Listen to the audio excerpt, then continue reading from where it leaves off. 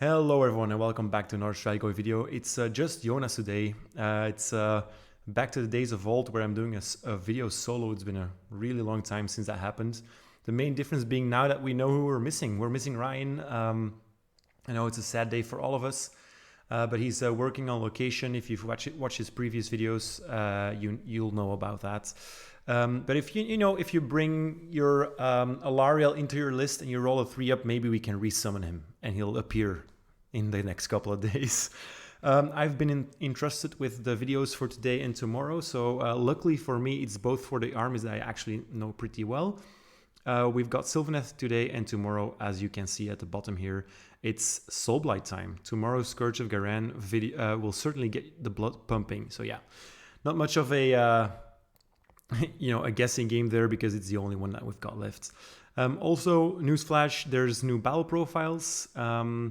So far from what I've seen in the downloads, only the regiment options and such have changed. So maybe that's still an old file. I don't know. We'll see. Because they say, of course, all of the Scourge of Ghyran updates from the last weeks. So I've not seen them highlighted so far. But maybe they don't do that anymore because it's just a whole new book or something like that. But we'll get to the points updates in a later video. For today, we're focusing on Sylvaneth. Now, guys, I do have to let you guys know that I've been out of it for a little bit, so please bear with me. I've done my homework in the the time that I had for today, but I'm really excited to talk with you guys about the stuff that we've got today for the Sylvaneth here. So we've got 2 new war scrolls, as is the usual. So we've got the Revenant Seekers and Drycha, which is cool. I love Drycha. She's the model that actually got me into Sylvaneth. More than Alariel or anything else. It was just Drycha's model. And it was very sad that she was actually pretty bad with the index. She lost all of her mortal wound output on her attacks. Her massive amounts of shooting actually made her useful in the previous edition, but now not so much. So she's got an overhaul and increase. Her points went up from 240 or 210 or something to 320 points. Yeah, from 240 to 320 points. So 80 points increase there. We'll check whether that's worth it. And then we've also got the Revenant Seekers, also a unit that was only in the spotlight for a very short while people were still experimenting with them. But I think we all found out that there were just better options in the book and that they just didn't really work. Even their equivalents, the Spite Rider Lancers, only had, I think, 1 edition at best, where there was a list that was actually fun to play with when they were included there. But yeah, so far not much has been going on for the cavalry of Sylvaneth. So we'll have a look whether that has changed as well. They also went up 30 points, so we are supposed to believe that they got better. Let's just check it out. So I've got the war scrolls here.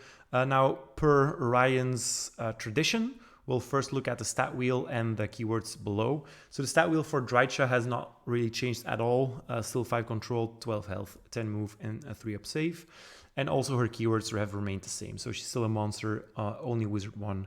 Well, only. Just Wizard 1 and, of course, a hero. No bard save, interestingly enough. So she has not gained that. What has changed though? Well, first of all, her melee profile has completely changed and her range profile has disappeared.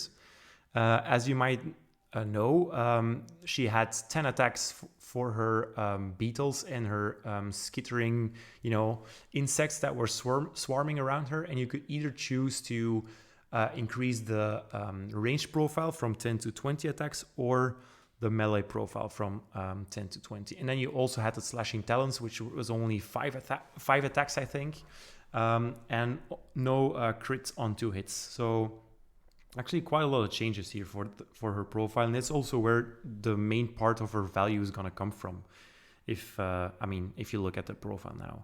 So the Flitter Flurries, as I said, they were force, 1 rend and 1 damage, only 12 inches and only 10 attacks. So not a huge loss there, especially because there's just not very much to gain from doing a little bit of that attack. It was more worthwhile when back when you had the mortal damage on that, but that's gone now.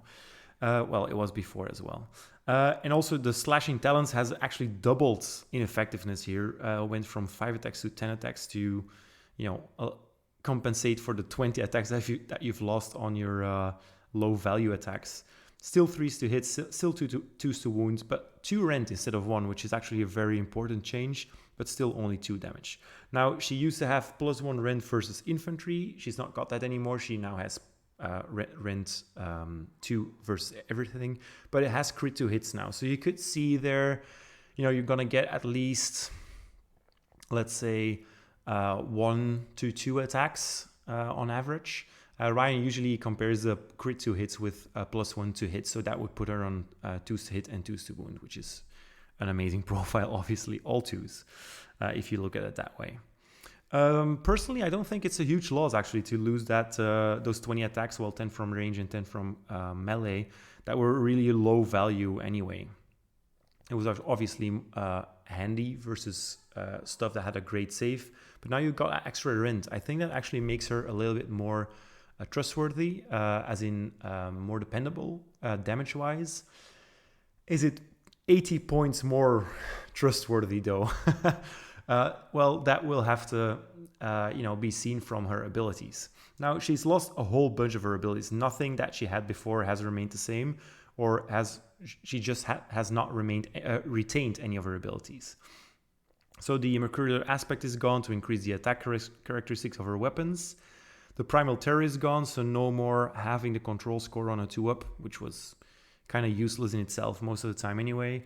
And also her spell has changed, so no more +1 to hit for Sylvaneth units against a target enemy, and also no +1 to wound rolls for Spites, Revenants, and the Twist Wield, which is actually a phenomenal change. I think they've finally realized that Spite Revenants have never really been interesting. Only when they were dirt cheap, people were choosing them over other stuff, but that's only because they were priced too cheaply.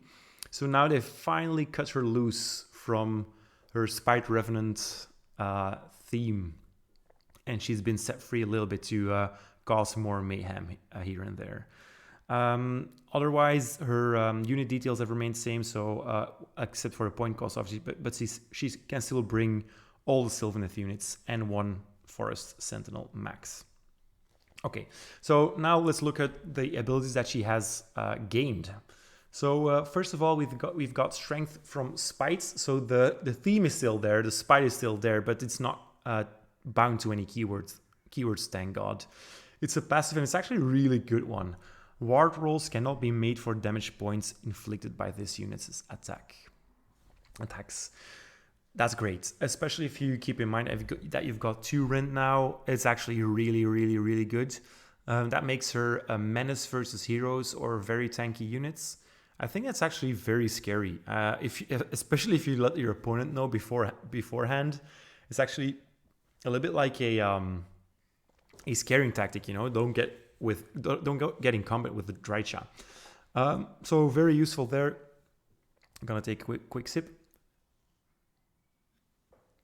And then we've got our spell, Twisted Spirit Song. On a 6 to cast, so, average, sort of, a little bit easier than average. Pick a friendly Sylvaneth unit wholly within 12 inches. Wholly within 12. It's doable, especially with the teleporting with the trees. And then you make your normal casting roll. So until the start of your next turn, add +1 to wound rolls for the target's combat attacks, including those made with companion weapons.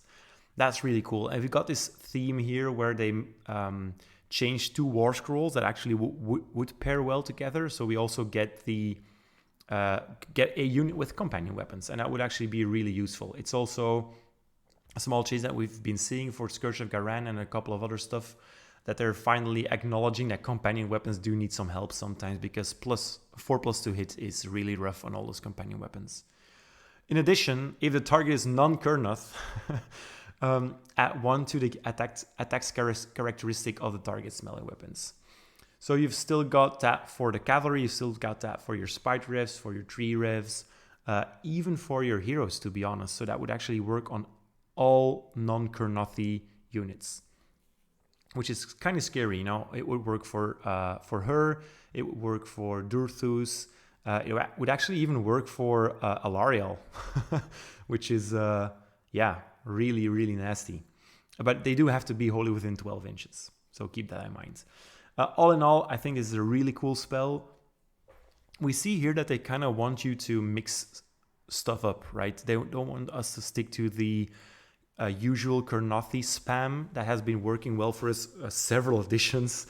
We're singing to the same tune, and now they're kind of, you know, encouraging us to branch out. Pun not intended. So I think it's cool. It's a really strong spell, and on a 6+ to cast, it's very, very doable.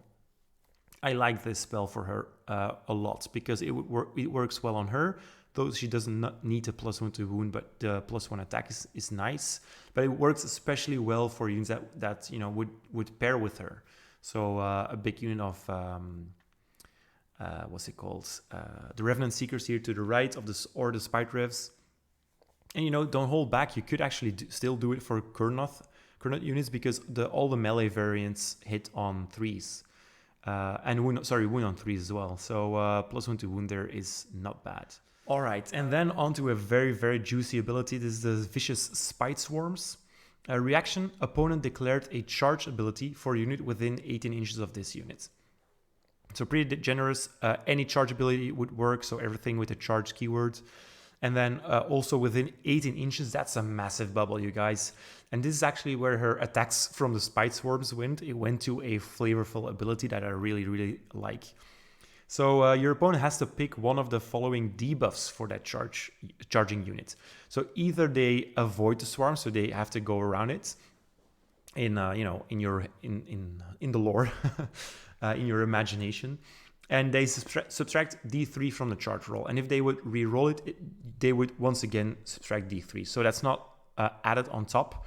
It's not -2 D3. It's just, even if you re-roll it, you'd still suffer that -D3 once again. So they're just clarifying that here.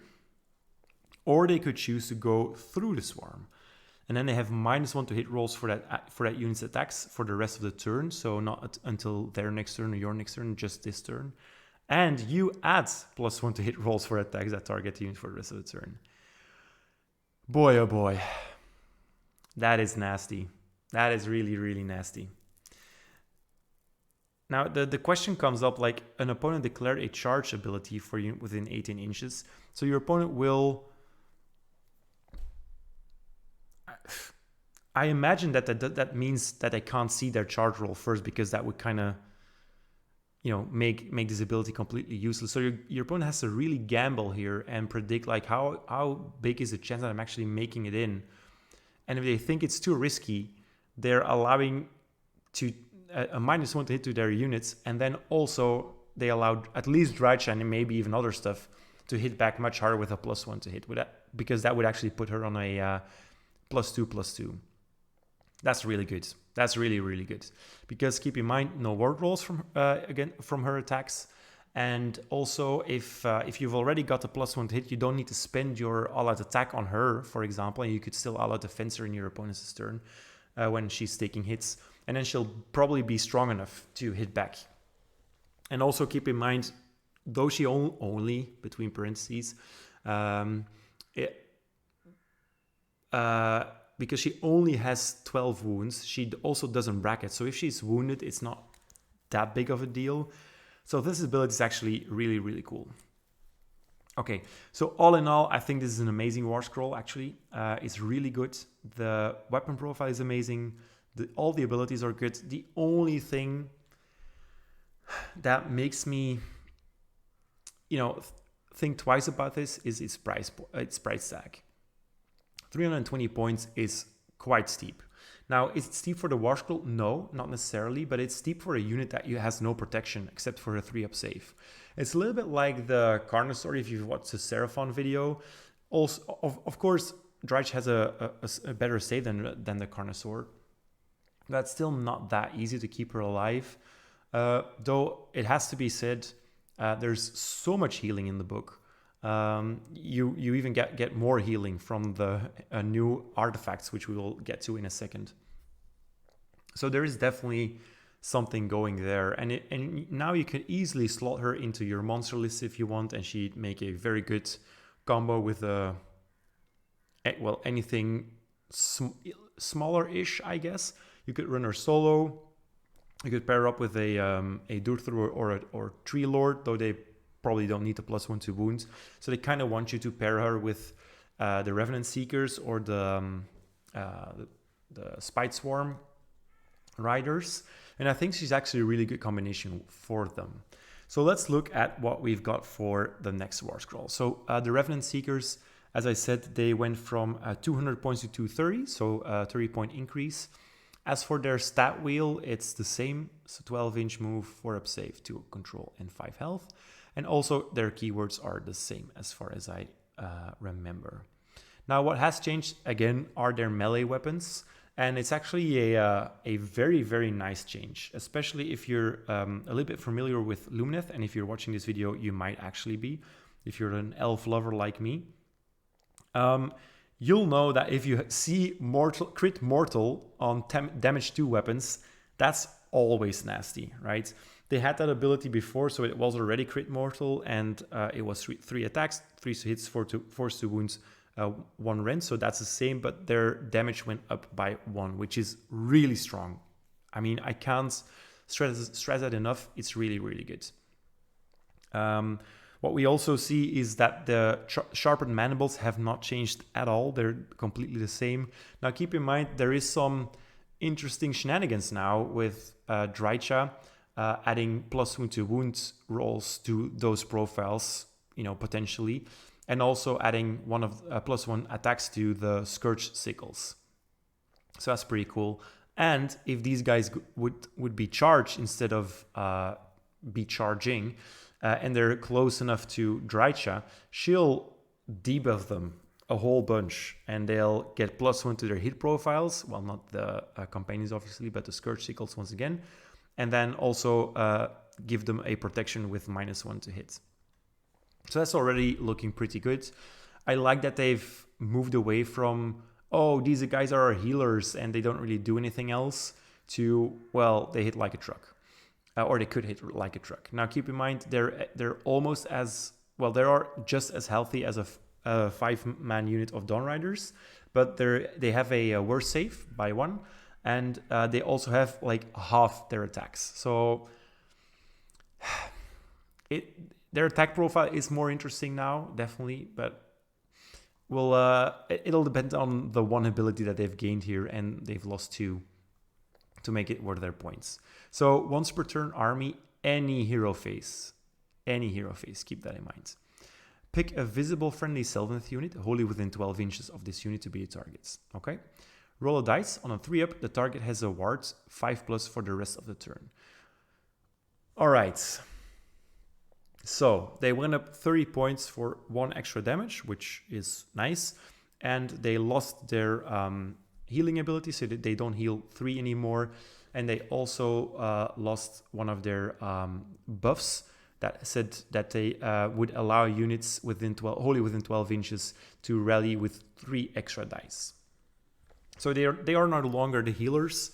They are now buffers, protectors, I guess. That's why they have the big shields, maybe. They just bring the life energy, I suppose. Having a ward on a 3+ is actually really, really cool. The Lady of Vines has been chosen in a lot of lists in earlier editions just because she had that option of adding a 5+ ward. And there's not much like that in the book, so it's actually a really cool ability. And it's also pretty flexible because you can do it in any hero phase. And that also, you know, takes the sting away a little bit when you don't roll that 3-up, right? Because next turn you'll have another shot at it. So you've got a 67% chance to apply a ward every turn to one of your units. And there is really no restrictions for this, except it has to be Sylvaneth wholly within 12 inches. So any monster would work, any infantry or cavalry unit would work. It's actually pretty generous. And I like that it's any hero phase instead of just your phase and then taking the entire 2 turns, because that makes you more flexible, right? Sometimes you just delete a unit, and especially with Sylvaneth, you teleport back with Strike and Fate, and you don't actually necessarily need that ward up per se for longer than a turn. You just want to reduce the slap back and then you're gone anyway at the end of your turn. So that's really cool. I like it. I'm not sure whether it's enough to bring them because it actually gets quite pricey. If you're just bringing them for the ward, it's a 230 point unit that does just that, and that deals a little bit of damage. Now, what I will say, if we're moving to an edition where there's a lot of terrain capturing going on and a lot of movements, which, you know, is the vibe and or the gist that I'm getting from the teases that we've seen and from the rumors that I've heard.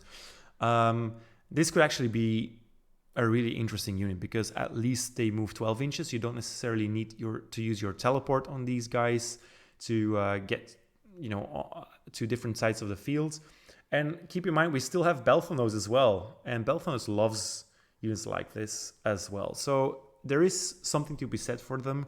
I'm not actually sure whether you would run them in power pairs with something, or if you're just fine running one big unit of 6 to deal some damage, or if you're just keeping them MSU, so small units, and then chasing or you know, having them chase one of your units around and doling out that ward buff.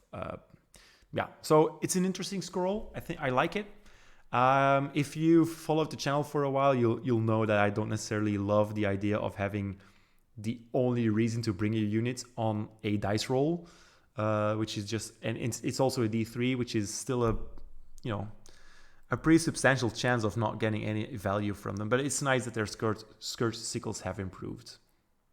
So there's definitely something to be said there.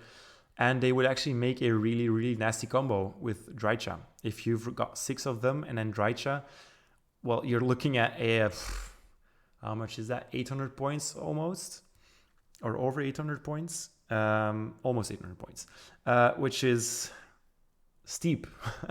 I have to say that, but it's also flexible. Drycha can still teleport around. They can fly around. So there's something to be said there, and it's cool that you've got a way now to dole out that ward buff. So definitely 2 very interesting ward scrolls that get me excited to play with these units again. I'm definitely gonna try out Drycha, even for 320 points. She is so nasty. That charge ability is disgusting. Having not being able to take wards as an opponent versus her attacks is, you know, the cherry on top, and that spell is really, really strong. It's a very, very cool force multiplier for more cavalry-esque lists. So yeah, I could definitely see myself playing that there.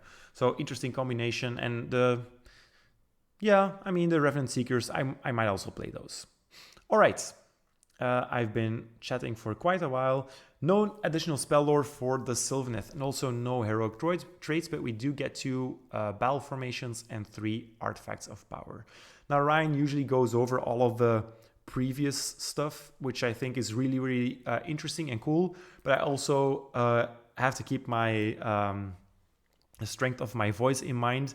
So without further ado, I think I would just rather go over, you know, a summarization of what the previous abilities were. So let's start off with the battle formations here. So we had 3 battle formations before. We had a monster one that allowed you to heal 3 instead of D3 at the end of any turn if you were wholly within an Awakened Wildwood.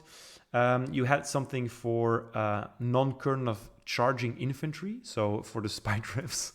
+1 rend for Sylvaneth infantry that charged. I've never seen that be taken. You had the most popular one, and that was -3 to your control value if you were in melee with, or your opponent was in melee with any of your Sylvaneth units. That was the most popular one, but mostly because all of the other ones were just plain bad. And then you've got run and charge for 1 cavalry unit. Again, I think if you said for all cavalry units, that would make it interesting, and then that would enforce or encourage, us to build more non-Kurnothi lists, but just run and charge for 1 cav unit is not a big deal. The monster one is interesting if you're running monster lists, but so far they've just not done that well in a classical bring 1 list and you're paired against random opponents. You know, in team formats that's different, obviously, because you can pair off against matches or lists that would actually work worse against your battle monsters. and does that battle formation. But overall, the one that reduced the control value by 3 was the popular one. Now we're getting 2 very cool ones to add to our roster here. So we've got the Wargrove of Burgeoning, once per turn army, end of any turn. So another end of any turn ability for the Sylvaneth. I mean, I hope you guys love your end of any turns and your opponents don't mind waiting, because that's going to take a whole lot of time. Pick a friendly non-hero Sylvaneth unit within 3 inches of a terrain feature to be the target.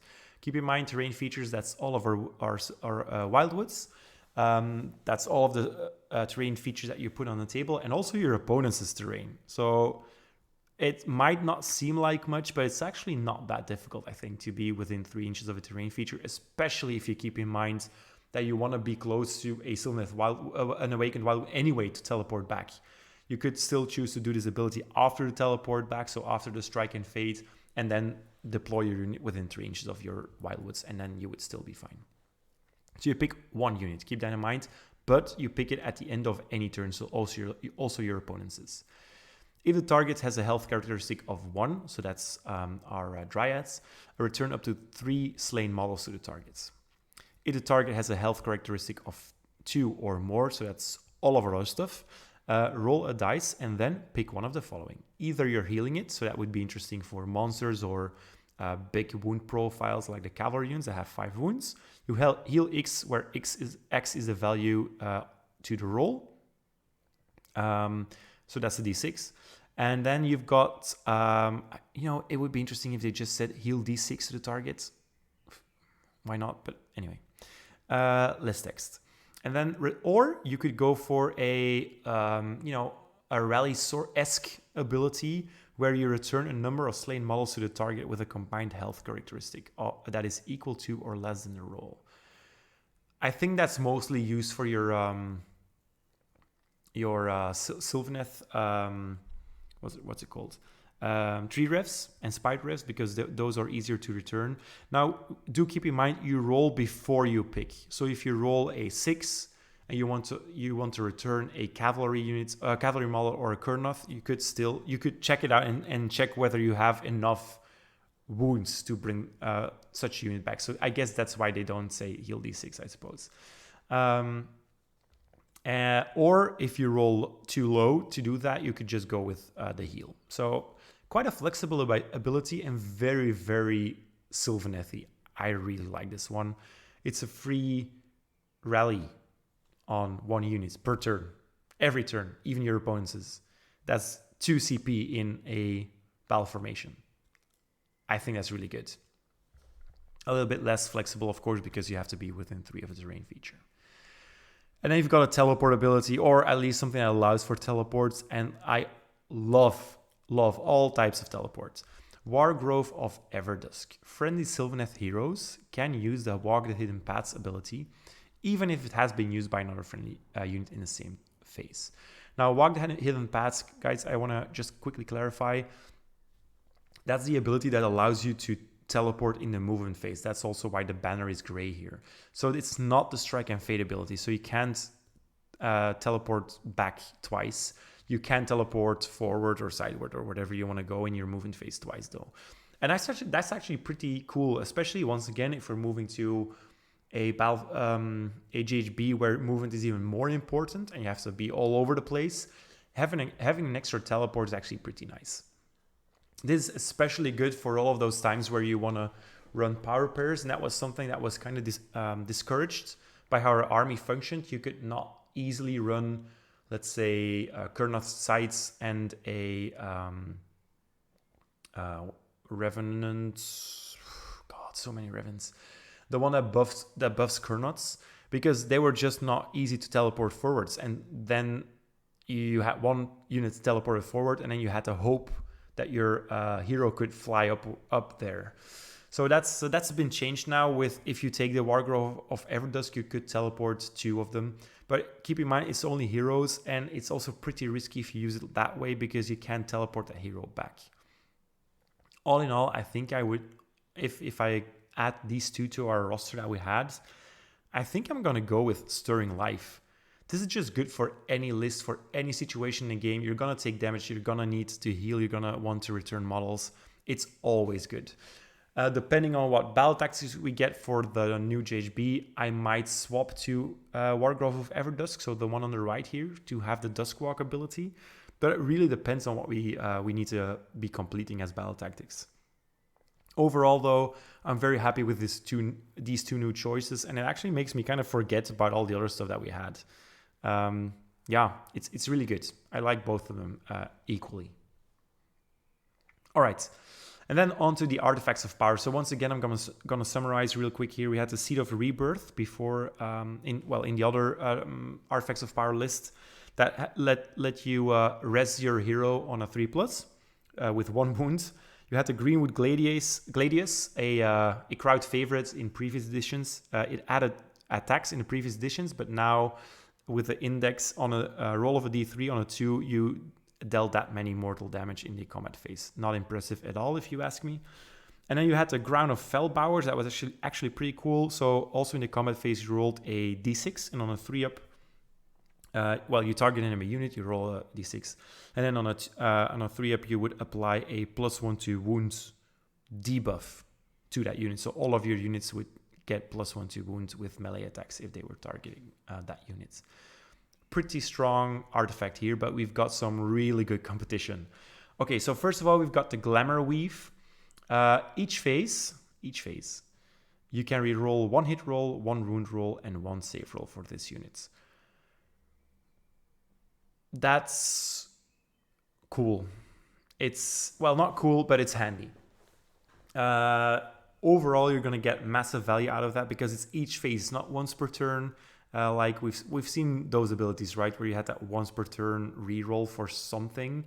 Especially if you're a Lumineth player, you probably recognize the playstyle a little bit. But now you can reroll 1 hit, 1 wound roll, and 1 save roll every phase in both your turn and your opponent's.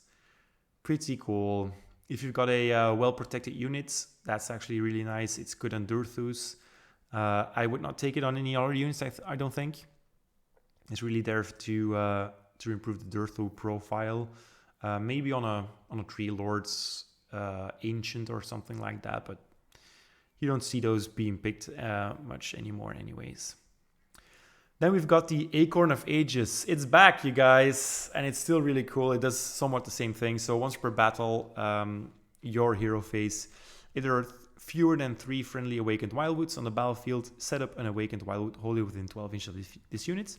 And then the usual terrain rules apply: more than 3 inches away from all objectives and more than 1 inch away from all enemy units and other terrain features. Pretty good, especially for an army that really needs those Wildwoods. You guys will probably all know how difficult it is to sometimes get your Wildwoods up on a table even. And this actually makes it much, much easier. I almost wish it would be able to you would be able to use this in the movement phase, because that would mean that you could first walk the hidden paths and then pop the acorn, and then you would have a little bit more of a spread to enable your army, but that would probably make it too strong. I like this one though. There's a lot of units that only function with a Wildwood somewhere, and a lot of our spells work with it as well. So having that guarantee that you're gonna pop it is actually pretty cool. It's a little bit like the ability that the Tree Lord Ancient had, or has maybe? I think had. Okay, and then the nasty one. I think this is this is a little bit toxic, but in a good way. It's not overpowered or anything. It's just really scary for your opponents. Once per turn.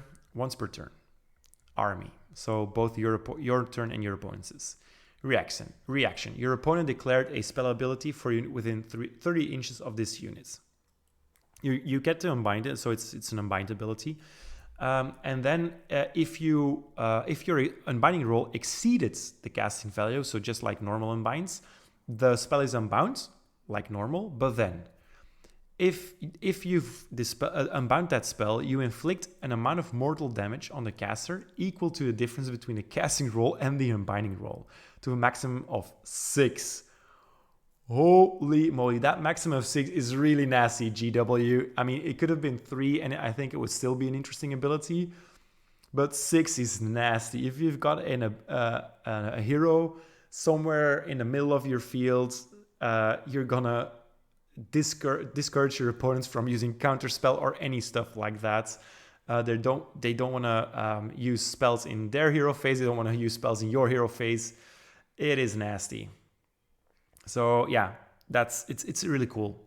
And the fun stuff here is that keep in mind that you get to decide after you see your opponent's roll. So if they roll really low and you're like, well, I don't necessarily need an extra buff here to unbind that, but you rolled a 5 and you've just succeeded, you're probably gonna top that with 2, or if you're lucky with more than 2, and then that deals a lot of damage. But keep in mind, the spell has to have been cast, so usually they'll at least have some value on that roll before you can unbind it. But it's interesting. It's especially it's just a mind game. Once again, it's a mind game. I think you should really emphasize this to your opponent. Like, keep in mind, I've got this spell ability, this unbind ability, and that'll just discourage them from making the risky choices that would sometimes reward them greatly.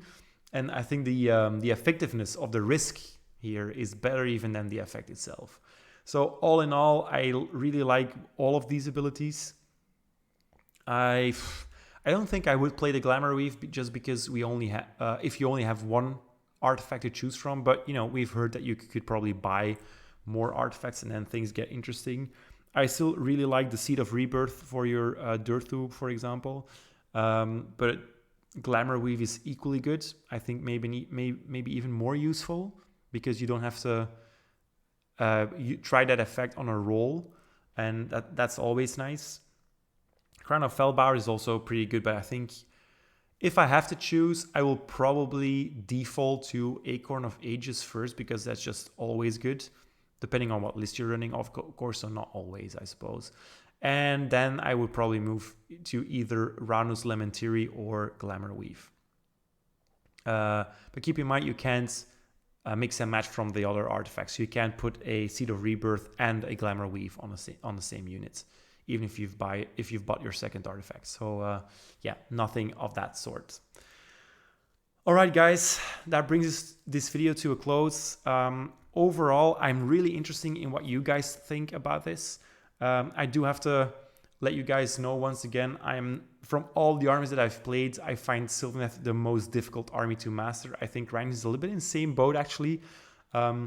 It's just a very unforgiving army to play. There's so much to keep in mind, and if you fill your teleports, if you put your woods in the wrong spot or something like that, it's actually really difficult.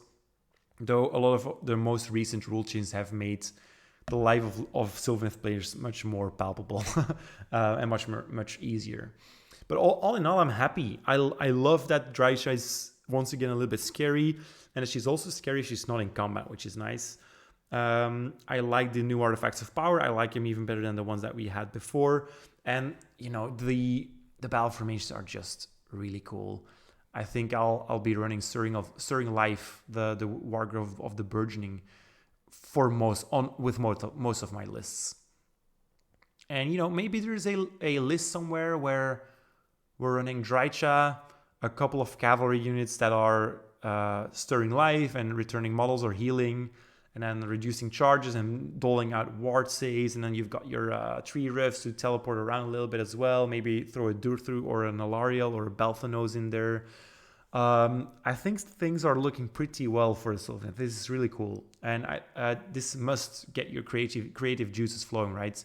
It at least encourages me to look past the Kurnothi crutch that we've been leaning on for such a long time. But yeah, let me know in the comments what you guys think. I'm very, very interested. Of course, we've got the Discord as well where you can find us, but I like the YouTube comments a little bit more for that, especially just to show the channel some love. It's been a while since we've been updating stuff as regularly as Ryan has been doing. Let us know in the comments also whether you've missed Ryan or if I did a good job, because I gotta say I was a little bit nervous for this one. I hope I haven't made too many mistakes, but I'm very, very eager to chat about this with you guys and to read all your comments. So leave a like, leave a comment, and subscribe if you want to stay in touch. And we'll be back tomorrow with some blood pumping vampires. or blood sucking. We'll see. You know what would be interesting? Maybe this would be cool to have done in the entire series. Maybe let us know in the comments what you think the 2 War Scrolls for Soulblight will be that get covered. Any suggestions? Let me know. I'm guessing Virkos. We'll see. Okay, guys. See you tomorrow. Bye-bye.